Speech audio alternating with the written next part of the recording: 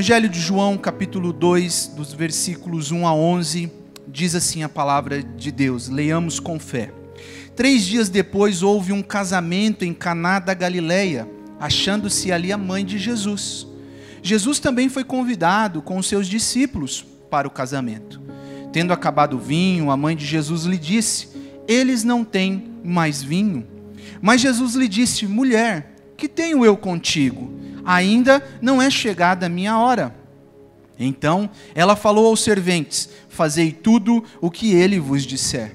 Estavam ali 6 talhas de pedra que os judeus usavam para purificações, e cada uma levava 2 ou 3 metretas.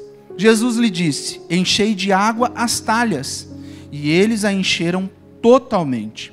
Então lhes determinou: tirai agora e levai ao mestre-sala. Eles o fizeram. Tendo o mestre-sala provado a água transformada em vinho, não sabendo de onde viera, se bem que o sabiam os serventes que haviam tirado a água, chamou o noivo e lhe disse: todos costumam pôr primeiro o bom vinho, e quando já beberam fartamente, servem o inferior. Tu, porém, guardastes o bom vinho até agora. Com este, deu Jesus princípio aos seus sinais em Caná da Galileia. Manifestou a sua glória e os seus discípulos creram nele. Vocês já perceberam que todas as vezes que nós vamos em um casamento, normalmente, sempre aparece uma observação, para não dizer reclamação. Muitas vezes a observação que surge é: teve pouca comida, ou sobrou muita comida. Teve muita gente, faltou muita gente. Teve música boa, ou a música não era tão boa assim, uma música ruim. Nossa, você viu o vestido da noiva? Ou o terno do noivo? Ou a roupa dos padrinhos? Ou aquele convidado que quis ter uma roupa mais especial do que a noiva? Ou muitas vezes, o pastor pregou demais, ou o pastor pregou de menos. Várias observações, acabou tarde a festa. Nossa, essa festa acabou cedo, Essas observações que parece que sempre há um ponto a ser considerado. Por que eu estou dizendo isso? E trazendo isso para nós? Porque o texto que nós lemos tinha tudo para que os comentários pós-casamento fossem iguais esses que eu acabei de elencar aqui.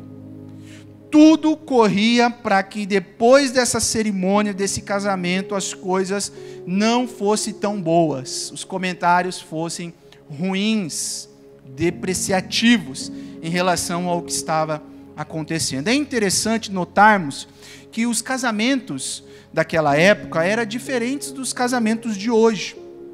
Os casamentos no Oriente Médio, da antiguidade, eram arranjados pelos pais. Os pais faziam ali, arranjavam o casamento entre o filho e a filha. Depois eles faziam um contrato. Depois eles iam na sinagoga, proferiam votos, trocavam as lembranças que tinham comprado lá na van, os noivos tinham deixado, e depois o homem e a mulher voltavam para sua casa, cada um para sua casa. Legalmente eles já estavam casados, mas eles viviam uma espécie de noivado, que poderia durar entre 3 a 1 ano até. Passado esse tempo de noivado, o que acontecia?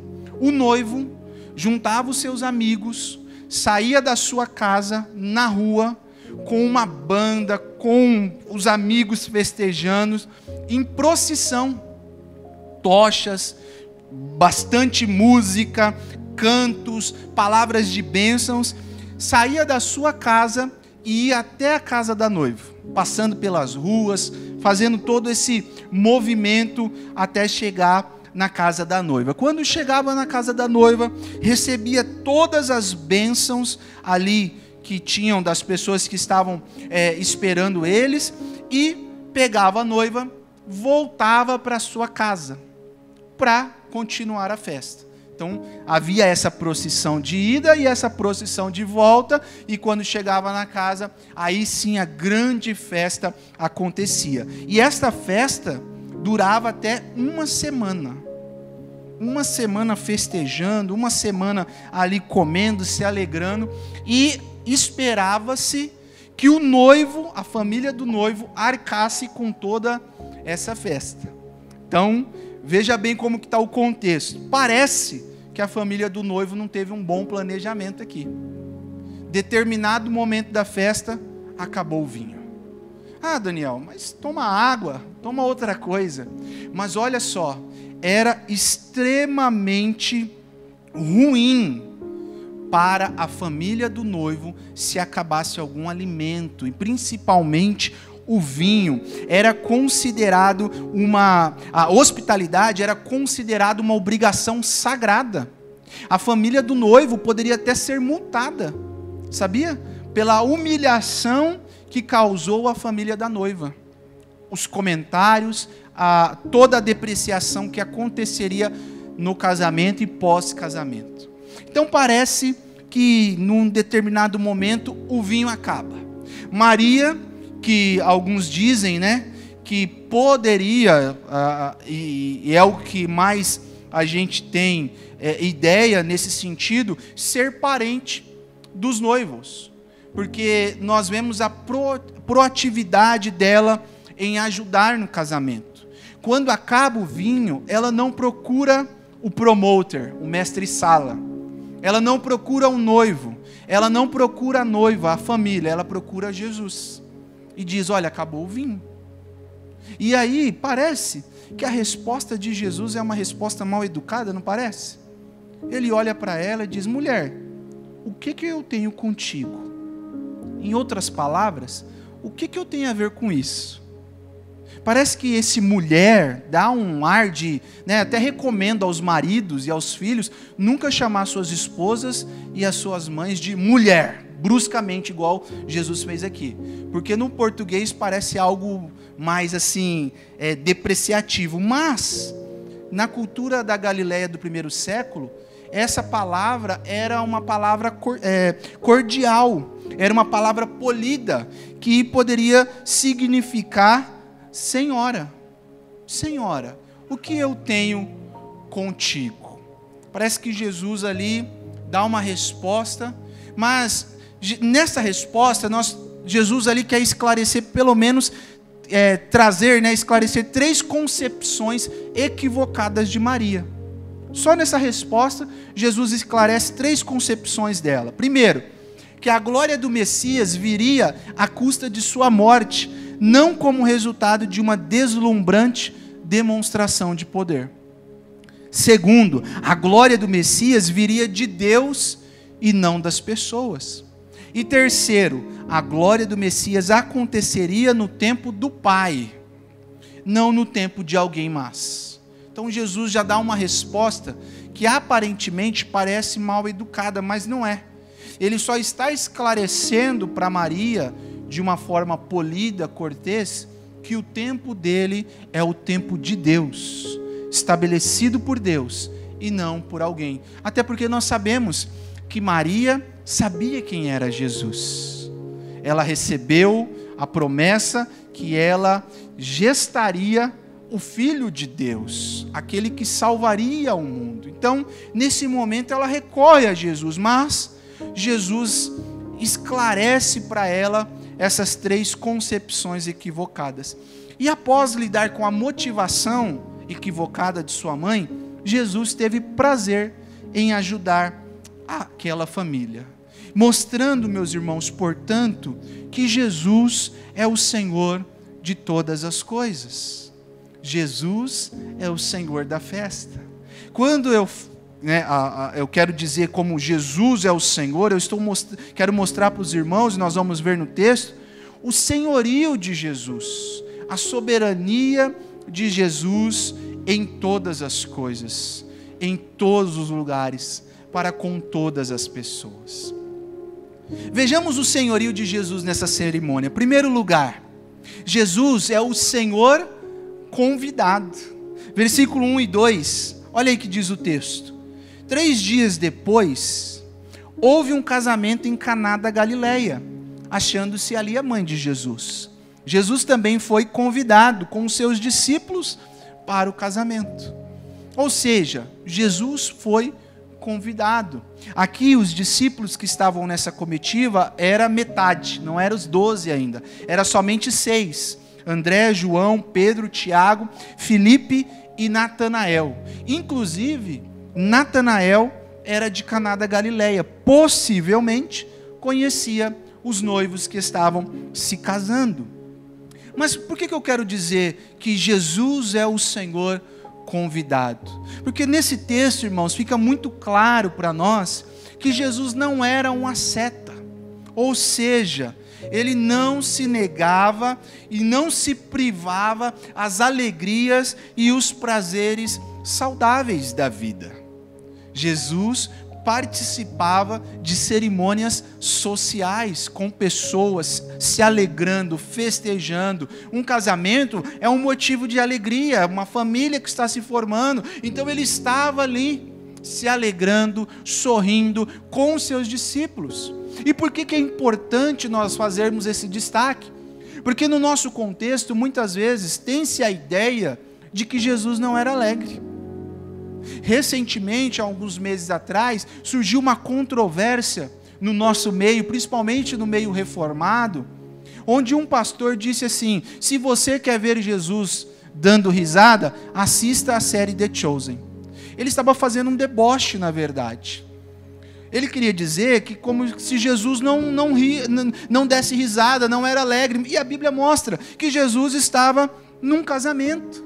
João destaca esse episódio, esse primeiro sinal de Jesus em uma festa, onde todos se alegravam, onde todos festejavam, onde todos estavam ali compartilhando de uma alegria saudável, a formação de uma nova família. Jesus teve experiências de uma vida normal e as santificou com a sua presença. Ele estava ali no meio, festejando, se alegrando, compartilhando da vida, compartilhando das bênçãos sobre aquela família. Mas em um determinado momento, o que acontece? O vinho acaba. E parece que uma dificuldade se instaurou no meio daquela cerimônia. E isso também nos traz um outro ponto importantíssimo, que a presença de Jesus nas nossas vidas, na festa das nossas vidas, no nosso dia a dia, não quer dizer a ausência de dificuldades. É muito interessante, meus irmãos, que a vida cristã não te isenta de dificuldades, de lutas e problemas. Pelo contrário, o próprio Senhor Jesus Cristo disse: no mundo tereis aflições, tende bom ânimo. Quando nós olhamos esse texto e vemos que Jesus estava na festa e o vinho acabou, um problema havia se instaurado naquele momento. E isso para a nossa vida é importante destacarmos que estarmos com Jesus, caminharmos com Jesus, não quer dizer que a nossa vida vai ser mil maravilhas, meus irmãos. Como muitas vezes nós vemos pregações aí na internet dizendo: vem para Jesus que os seus problemas acabarão. Vem para Jesus que as suas dificuldades acabarão. Vem para Jesus que a sua vida financeira, vai ficar 100%. Isso é uma inverdade, meus irmãos.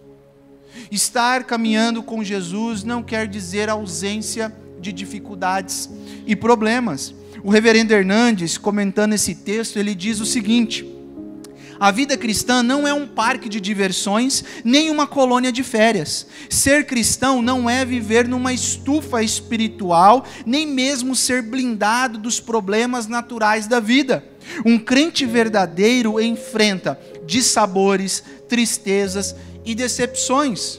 Os filhos de Deus também lidam com doenças, pobreza e escassez. Mesmo quando Jesus está conosco, somos provados para sermos aprovados. Mas o que é importante e belo nós destacarmos? Podemos passar por dificuldades, podemos passar por problemas na nossa caminhada com Jesus, mas devemos sempre ter em mente que Jesus está conosco. Ele é o quê? O Deus Emanuel. Ele é Jesus, o Emanuel, Deus conosco. Maria sabia disso. Maria sabia quando o anjo deu a promessa, quando o anjo falou que ela gestaria o Filho de Deus, ele disse, ele se chamará Emanuel, o Deus conosco. Ela sabia a quem recorrer, em quem ir, levar as suas dificuldades. Ele estava na festa. Jesus estava ali, ele era o Senhor convidado. A pergunta, meus irmãos, que eu faço para você nessa noite é: você tem convidado Jesus para fazer parte da sua vida? Não só dos momentos bons, mas também dos momentos ruins, ou não só dos momentos ruins, ou dos momentos bons. Jesus é o convidado principal da sua vida. Jesus é o convidado, ele é convidado para fazer parte da sua família, da sua empresa, dos seus negócios. Ele tem essa primazia. Você só se lembra de Jesus nos momentos difíceis, porque muitas vezes é isso que acontece. Só se lembramos de Jesus ou de convidar Jesus quando estamos passando por algum problema ou alguma situação adversa. Aí eu lembro que tem Jesus, o Senhor. Aí eu lembro recorrer a Jesus. Mas quando as coisas estão muito boas, tá legal, vou levando dessa forma.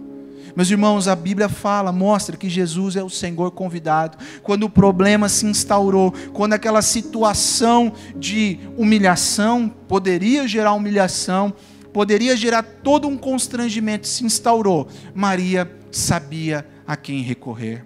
Ela recorreu a Jesus, o Senhor convidado. Ela sabia que Ele poderia fazer aquela situação ou mostrar uma saída. Nós devemos ter isso em mente, meus irmãos, que Jesus deve ser o convidado primordial da nossa vida. Jesus é a pessoa mais importante desse casamento. Não é a noiva, não é o noivo, não é as cadeiras dos pais, dos padrinhos. Era Jesus, a pessoa mais especial dessa festa. É Jesus, meus irmãos, a pessoa mais especial da nossa vida. Seja nos momentos bons, seja no momento ruim. Então, em primeiro lugar, irmãos, nós vemos o senhorio de Jesus nessa cerimônia, sabendo e vendo que Ele é o Senhor convidado. O Senhor que tem o controle nas mãos. Em segundo lugar, meus irmãos, nós vemos o senhorio de Jesus nessa cerimônia, vendo que Jesus é o Senhor do tempo. Olha o versículo 4 e o versículo 5. Depois dessa situação, quando Maria chega para Jesus, ele diz: mulher, que tenho eu contigo? Ainda não é chegada a minha hora. Então ela falou aos serventes: fazei tudo o que ele vos disser. Olha que bonito que Jesus vai mostrar agora para Maria, que Ele é o Senhor do tempo. Não é chegada a minha hora, é uma palavra, hora, né? Aqui pro evangelista João, é algo importante, é uma palavra importante, é um conceito importante. Hora. Em vários lugares, quando você lê aí o Evangelho de João, você vai ver que Jesus está destacando: não é chegada a minha hora, ainda não é chegada a minha hora, não é chegada a minha hora. Por que Jesus faz isso? Porque a hora de Jesus era vivida de acordo com um cronograma celestial determinado pelo Pai. A grande hora de Jesus era a hora da cruz. A glória de Cristo seria manifestada na cruz do Calvário, quando todos veriam o Filho de Deus, o Deus homem na cruz. Ali sim a sua glória seria exaltada. Por isso que Jesus fala dessa forma para sua mãe: ainda não é chegada a minha hora. O milagre, as pessoas não me conhecerão pelo milagre que eu vou realizar aqui. Não é um simples milagre que farão elas crerem. Sabe por quê? Olha só o que é destacado ainda no capítulo 2, você que está com a sua Bíblia aberta, no versículo 23. Olha o que está dito lá: estando ele em Jerusalém, Jesus, né? Durante a festa da Páscoa, muitos vendo os sinais que ele fazia, creram no seu nome. Olha o versículo 24. Mas o próprio Jesus não se confiava a eles, porque os conhecia a todos, e não precisava de que alguém lhe desse testemunho a respeito do homem, porque ele mesmo sabia o que era a natureza humana. Que interessante. Logo depois de um sinal, que a Bíblia fala no versículo 11, que os discípulos creram, aqui no versículo 24 fala que Jesus não confiava a eles. Por quê? Porque há uma diferença. Os discípulos no versículo 11 creram com uma fé salvadora. Creram que Jesus era o Filho de Deus. Aqui nesse versículo, esse crer das pessoas era só aquele acreditar, acompanhar para o próximo milagre. Lá em João capítulo 6, a partir do versículo 66, fala que depois de Jesus pregar, as pessoas disseram: dura são estas palavras para nós. E o que eles fizeram? Foram embora. Viraram as costas e foram embora, depois de terem visto sinais. Depois de terem visto Jesus multiplicar pão. Depois de ter visto Jesus curar cego. Eles ouviram a palavra e voltaram para trás. Ao ponto de Jesus olhar para os seus discípulos e dizer: e vocês não querem ir com eles? E aí Pedro dizer: Senhor, para onde nós iremos, se só o Senhor tem as palavras de vida eterna? Essa é uma fé salvadora, é crer que Jesus é o Salvador. Então, Jesus está mostrando que a hora dele não viria somente por esses sinais, onde ele seria glorificado. É interessante que o próprio João usa a palavra sinais, ele não usa a palavra milagres.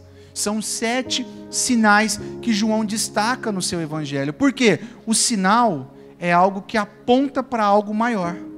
Então Jesus fazia um sinal apontando para algo maior. E é assim que ele vai mostrando. E quando Jesus diz para Maria: mulher, o que tenho eu contigo? Ainda não é chegada a minha hora. Ele está mostrando que não é por um milagre que ele seria glorificado, mas a glória, a hora, a grande hora dele estaria na cruz do Calvário. Depois dele ter dito isso, Maria olha para os serventes, ela não questiona, ela não entra com uma objeção, ela olha para os serventes e diz o quê? Fazei tudo o que ele vos disser. Conversando com o pastor Dalma, até referente a esse versículo. Como é interessante, irmãos, nós estamos na Reforma Protestante, como é interessante, até mesmo para os amigos católicos, olharem também para esse versículo. A própria Maria dizendo que o senhorio, nós devemos olhar para Jesus e devotar a Ele toda a nossa obediência. Que lindo é isso, que bonito. Ela está dizendo, ela não questionou, ela não entrou dizendo: olha, mas e aí, o que vai... Não, ela só olhou para os serventes, depois dele responder e disse: façam tudo o que ele vos disser. Ou seja, ele tem o controle nas mãos, ele sabe o que está fazendo. É importante que essa conversa de Maria e de Jesus nesse episódio, Jesus está mostrando para Maria que agora ele já não é mais o filho dela. Agora ele é o Senhor dela. Ele é o Messias que veio ao mundo para salvar os seus escolhidos. Maria olha para os serventes e diz: façam, obedeçam. Ele tem o controle, ele sabe o que vai fazer. Um comentarista chamado William Hendricks, ele diz: há em Maria uma completa submissão e uma contundente expectativa. Essa resposta de Maria mostra isso, essa submissão e essa expectativa, sabendo que Jesus tinha o controle nas suas mãos. É interessante observar, meus irmãos, que foi Jesus e não Maria que assumiu o controle do problema, que resolveu a situação. E a própria Maria, como eu disse, apontou para Jesus. As coisas acontecem de acordo com a agenda de Jesus e não a nossa. Jesus intervém na hora dele, meus irmãos, e não na nossa. É na hora de Jesus. Por que é importante destacar isso? Porque em muitos lugares também nós vemos uma teologia equivocada de um determinismo, como nós conhecemos na teologia, confissão positiva, onde você tem que dizer: eu determino, eu decreto, eu profetizo. E muitas vezes se tira a primazia do senhorio de Cristo. Deus, o Senhor Jesus, tem o controle nas mãos e muitas vezes coloca nas palavras de uma confissão. Não porque você tem que decretar a bênção, não porque você tem que determinar a bênção. Meus irmãos, nós não determinamos nada a Deus, nós não decretamos nada a Deus, nós não profetizamos nada a Deus. O próprio João, no capítulo 1, no verso 4, diz: todas as coisas foram feitas por intermédio dele, e sem ele nada do que se foi feito se fez. É por intermédio dele. É Deus, é Jesus, é o tempo dele, é a hora dele. Interessante que Jó, capítulo 14, verso 5, diz o seguinte: os dias do homem estão determinados. Tu decretastes o número de seus meses e estabeleceste limites que ele não pode ultrapassar. Olha que bonito, meus irmãos. Ao mesmo tempo, isso é reconfortante para nós, porque Deus sabe o tempo dele para as nossas vidas. Deus sabe o tempo e a hora exata de nos abençoar, da luta cessar, do problema cessar. Muitas vezes ele está usando este momento para nos aperfeiçoar, para nos provar como o ouro que é provado no fogo. Então, isso nos mostra que nós devemos descansar em Deus. Descansar no cuidado de que Ele sabe o tempo e a hora da nossa bênção, do nosso milagre, das nossas vitórias, das nossas lutas. É difícil? É difícil, meus irmãos. Muitas vezes nós estamos enfrentando um problema de saúde, um problema financeiro, um problema familiar, e muitas vezes dizendo: Senhor, até quando? Mas esse texto nos mostra que Jesus é o Senhor do tempo. Ele sabe a hora e o momento de intervir nas nossas vidas. Você tem confiado todo o controle de sua vida nas mãos de Jesus? Ou muitas vezes: não, Senhor, controla só essa parte, essa aqui deixa que eu tomo conta, eu sei como administrar. Entenda, meus irmãos, muitas pessoas querem Jesus, mas querem um Jesus que realize os milagres que ela precisa. Muitas pessoas estão aí fora buscando um Jesus coach, um Jesus psicólogo. Haja visto o tanto de livros que nós temos com esses títulos nas bibliotecas. Jesus, o maior psicólogo que existiu. Jesus, o maior treinador de líderes. Jesus, o maior coach que existiu. Poucas pessoas têm buscado Jesus como Senhor. Sabe por quê, meus irmãos? Porque Senhor denota controle, autoridade. Quando nós dizemos: Jesus, Tu és o Senhor da minha vida, nós estamos dizendo: ó, então está aqui a minha vida, está nas Tuas mãos. É o Senhor quem controla, é o Senhor que intervém. Como o pastor Dalmo disse hoje pela manhã, muitas vezes seguir a vida cristã envolve custos. Muitas vezes não, a vida cristã envolve custos.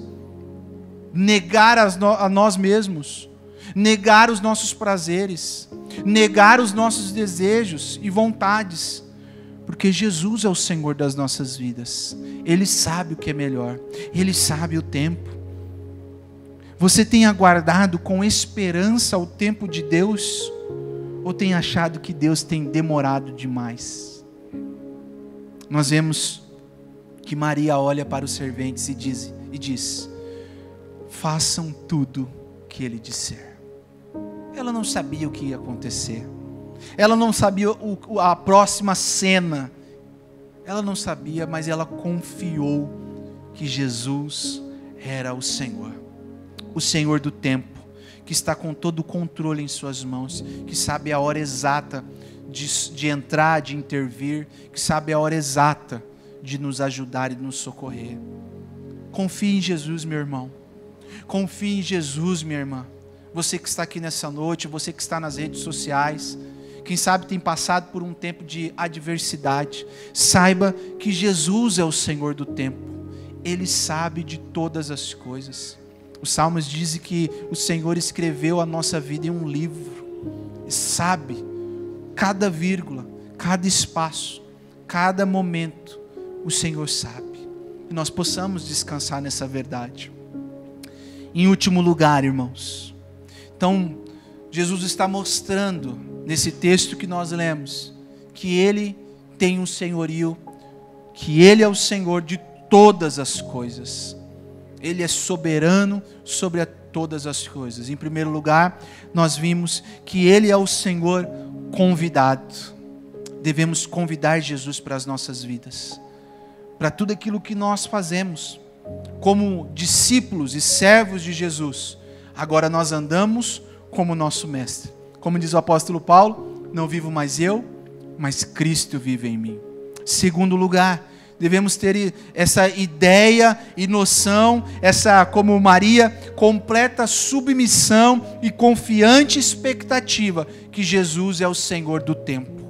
Ele sabe todo momento da nossa vida. E em último lugar, nós vemos nesse texto que Jesus é o Senhor da alegria. Olha o versículo 9 a 11 que diz: tendo o mestre Sala provado a água transformada em vinho, não sabendo de onde viera, se bem que o sabiam os serventes que havia tirado a água, chamou o noivo e lhe disse: todos costumam pôr primeiro o bom vinho, e quando já beberam fartamente, servem o inferior. Tu, porém, guardaste o bom vinho até agora. Com este deu Jesus princípio aos seus sinais em Caná da Galileia, manifestou a sua glória e os seus discípulos puderam crer nele. Jesus é o Senhor da alegria, meus irmãos. O vinho na Bíblia é um símbolo de alegria. O Salmo 104, verso 15 diz: o vinho que alegra o coração do homem. É um sinal de alegria, é um símbolo de alegria. A festa que estava caminhando bem poderia terminar ruim. A família poderia passar por um vexame social, uma vergonha e uma humilhação pública.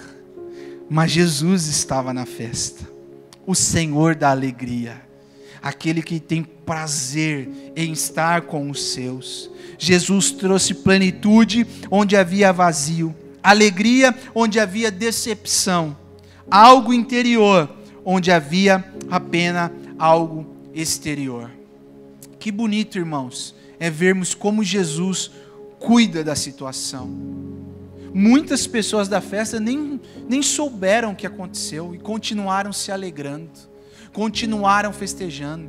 Os seus discípulos e os serventes somente. Nem o noivo, nem a noiva que estavam lá alegres ficaram sabendo. O mestre Sala, o promotor da festa, ficou indignado porque chegou e disse: olha, como assim? Todo mundo dá o bom vinho primeiro. Depois, quando o pessoal já bebeu um pouquinho mais, está alegre, aí serve um vinho inferior. Mas você tem servido o bom vinho e com certeza esse vinho ainda é melhor do que o primeiro que estava sendo servido. Você guardou o bom vinho para o final. Ou seja, serviu o mais ou menos no começo e deixou o bom vinho para o final. Está indo contra a lógica. As festas que eu faço por aí, o pessoal não faz isso não. O pessoal normalmente dá um DV Catena de primeiro, depois solta o Porto Moro.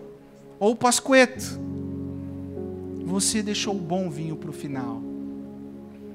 Que bonito, irmãos, é vermos isso. Como Jesus lidar com a situação. O Senhor da alegria estava naquela festa. E a alegria não acabou. As pessoas continuaram. Os seus discípulos viram a sua glória. A alegria do mundo, irmãos, acaba. e não pode ser recuperada. Mas a alegria que Jesus oferece se renova e satisfaz plenamente. Essa questão de João destacar as 6 talhas, a quantidade, é para mostrar que aquilo que Jesus faz transborda, satisfaz plenamente, não é algo passageiro. Aproximadamente 600 litros de vinho foram multiplicados, foram transformados, águas aqui foram transformadas. Mostrando com isso, o que quer destacar? A grandeza daquilo que Jesus faz. Jesus não faz pouco, Jesus transborda a alegria no nosso coração, meus irmãos. O mundo normalmente oferece o que tem de melhor no início. E depois que nós somos fisgados, as coisas começam a se deteriorar. O mundo sempre vem com uma promessa fantástica, de primeira. Quando ele consegue capturar o coração, aí as coisas começam a caminhar ladeira abaixo.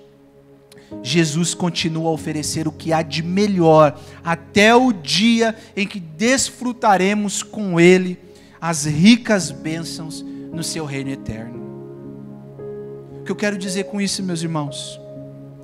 Que a vida cristã não é um mar de rosas, como nós dissemos.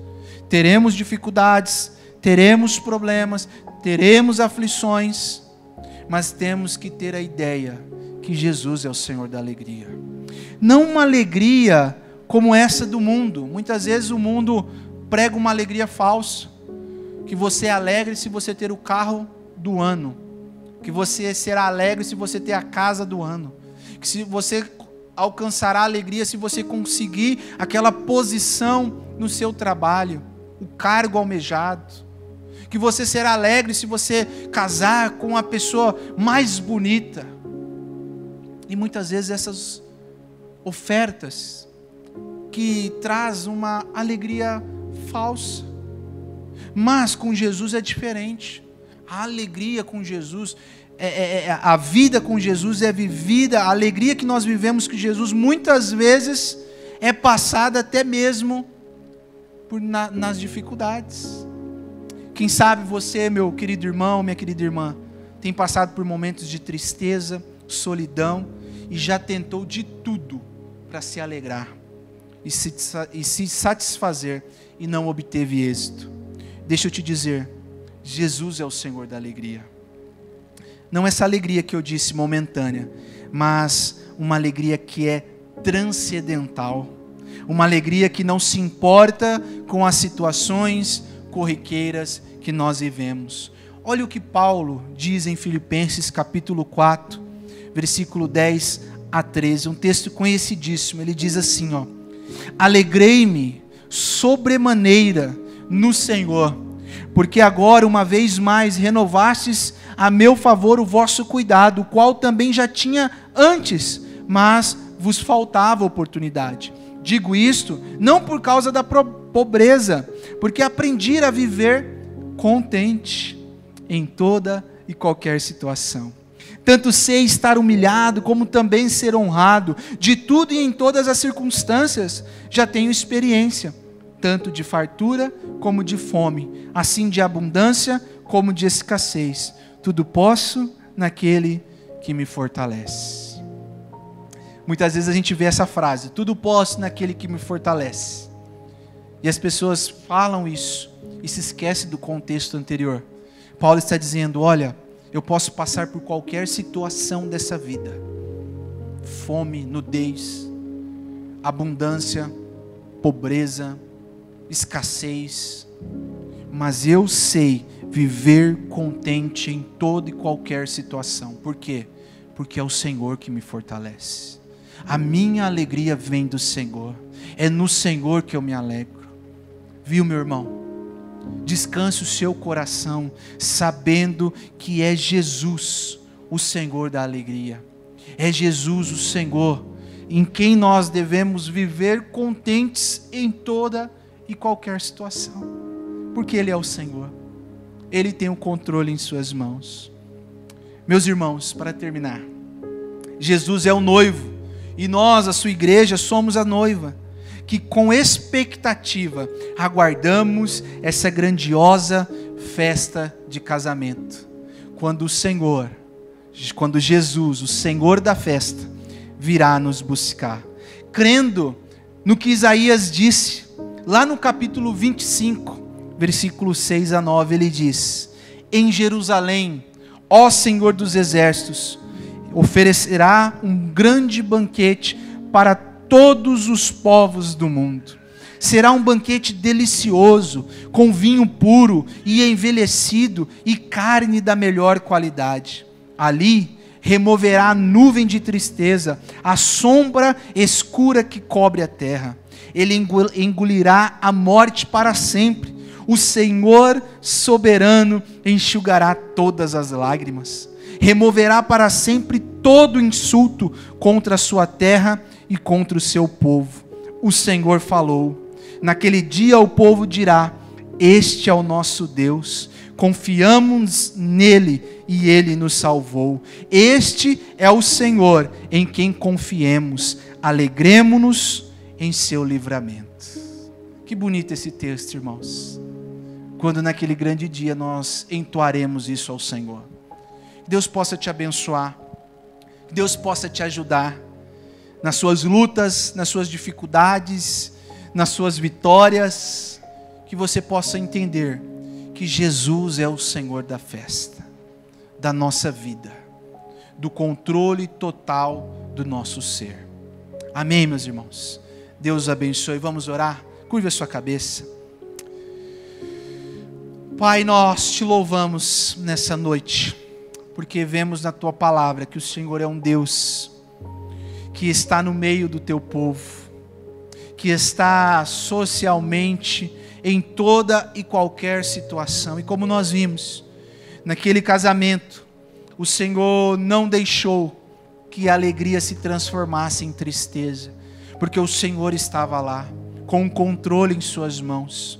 O Senhor manifestou a tua glória, e os seus discípulos creram no Senhor, creram no Deus que veio para nos salvar.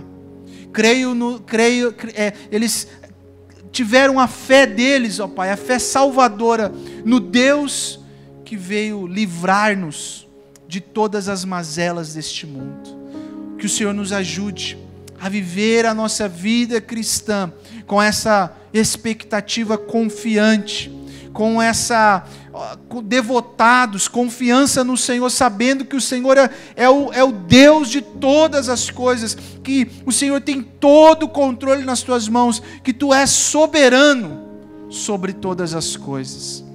Mesmo nos momentos ruins, mesmo nos momentos difíceis, mesmo nos momentos de choro, nós possamos olhar para a tua palavra e crer que naquele dia o Senhor enxugará dos nossos olhos toda lágrima. Não haverá mais pranto, porque a alegria que é o Senhor estará conosco. Obrigado, Jesus. Obrigado pela tua palavra. Obrigado pelos nossos irmãos aqui nessa noite. Obrigado por aqueles também que estão acompanhando pelas redes sociais. Que o Senhor continue nos abençoando e que nós possamos sair daqui crendo que o Senhor é o Deus soberano. Muito obrigado. Essa é a nossa oração com fé, em nome de Jesus. Amém.